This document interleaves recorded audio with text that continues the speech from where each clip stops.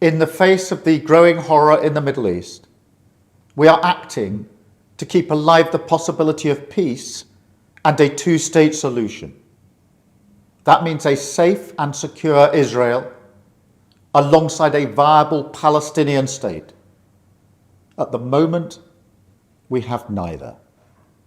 Ordinary people, Israeli and Palestinian, deserve to live in peace, to try to rebuild their lives free from violence and suffering.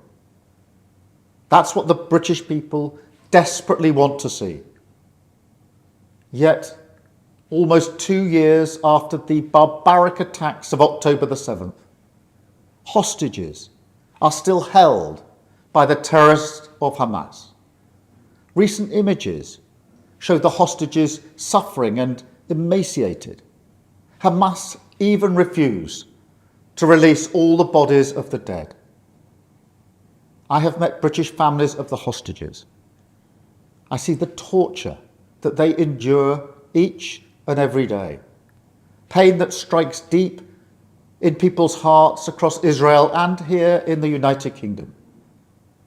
The hostages must be released immediately, and we will keep fighting to bring them home. Let's be frank. Hamas is a brutal terror organization. Our call for a genuine two-state solution is the exact opposite of their hateful vision. So we are clear. This solution is not a reward for Hamas, because it means Hamas can have no future, no role in government, no role in security. We have already proscribed and sanctioned Hamas, and we will go further. I have directed work to sanction other Hamas figures in the coming weeks. Meanwhile, the man-made humanitarian crisis in Gaza reaches new depths. The Israeli government's relentless and increasing bombardment of Gaza, the offensive of recent weeks, the starvation and devastation are utterly intolerable. Tens of thousands have been killed, including thousands as they tried to collect food and water.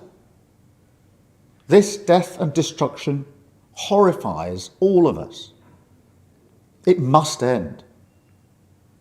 We have evacuated the first group of sick and injured children to the United Kingdom to be treated by the NHS, and we continue to increase our humanitarian support. But still, nowhere near enough aid is getting through.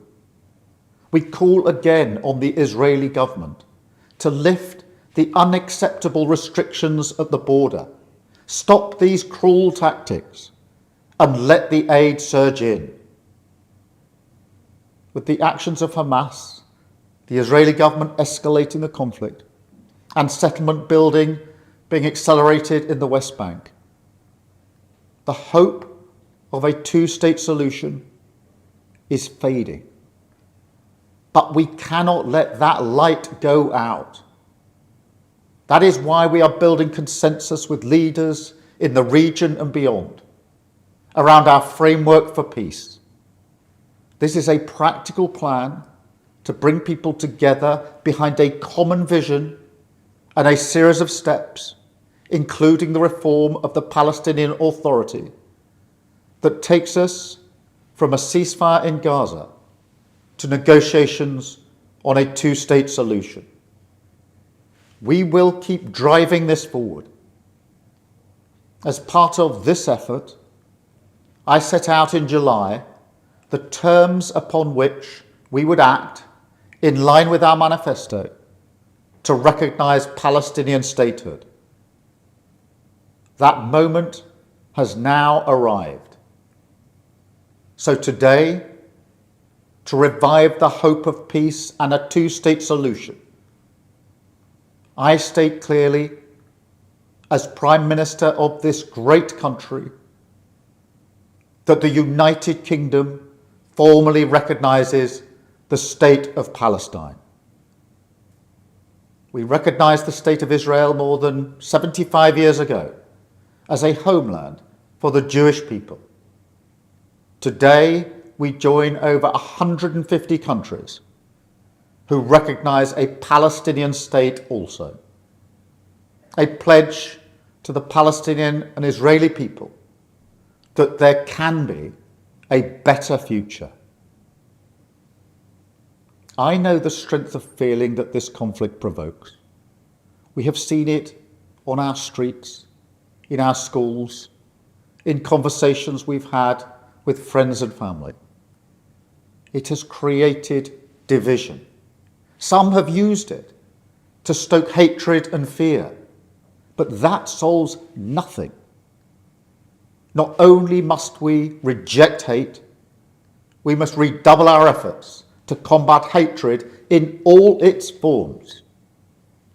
We must channel our efforts, united together in hope, behind the peaceful future that we want to see. The release of the hostages, an end to the violence, an end to the suffering, and a shift back towards a two-state solution as the best hope for peace and security for all sides.